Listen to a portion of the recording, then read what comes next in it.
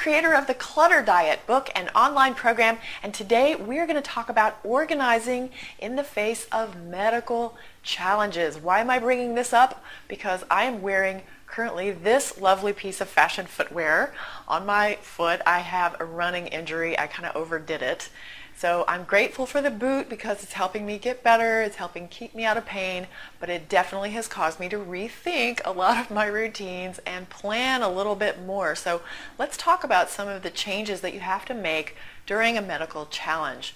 So first you have to do a lot more planning. So in my case, for example, everything takes longer and I need more help than I usually do. So for going through the grocery store, I've really got to think about the way I'm walking through so I don't have to backtrack and, double around and do more steps than I'm supposed to. I also need to allow more time when I'm getting ready in the morning, and I need to just ask people to go pick up things for me, and I need to not be walking around quite so much. So you do have to think ahead when you have medical challenges. You have more doctor's appointments to plan. You need to sit and do your weekly planning for sure. We have a video all about that.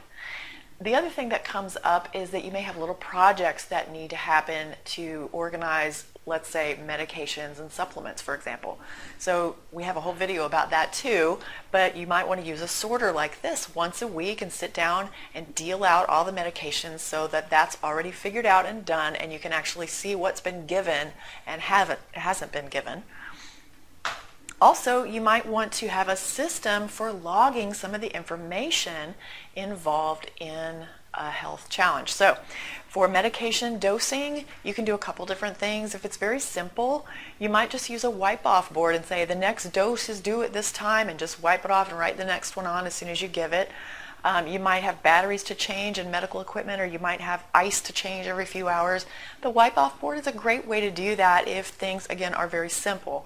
If you're sharing caregiving responsibilities, it's probably better to do it as a log so that there's a history written down, not just something wiped off every few hours on a board. So you might want to create some kind of a log printout. I have this in our member area. It's a family medication dosing chart. So if you have 2 children that have strep throat, you can log all their antibiotics doses and make sure they've all been given. You can use this however you like, but and you can create your own, but the point is that you may need to have a history of things.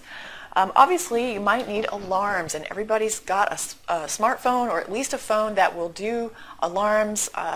When you put them in the calendar somewhere in your apps that you have, you can use this wisely for medication dosing and all kinds of things, changing ice, whatever you need to do. Another thing I wanted to mention is that you may have a lot of information to gather as far as medical tests are concerned, and you may have various doctors that need to share that information. Certainly they have their own systems for doing that, but I have found it very valuable to use Evernote for my medical records for my own reasons. So I like having that to reference, and I'm able to share that with other people very easily. So MRI reports, x-rays, different things like that, you can actually capture in Evernote if you have the hard copy or the digital copy. It's very easy to do, and then you can send people a link to that if they want to look at it. So much easier than having to wait for a doctor's office to do the sending for you. If you want to get a copy of that family medication dosing chart, you can see that in our member area and find out how to be a member for free for 2 weeks with our Quick Start program. So you can find out more about that at clutterdiet.com/learn-more. See you next time, and may you always be happy and grateful for having more than enough.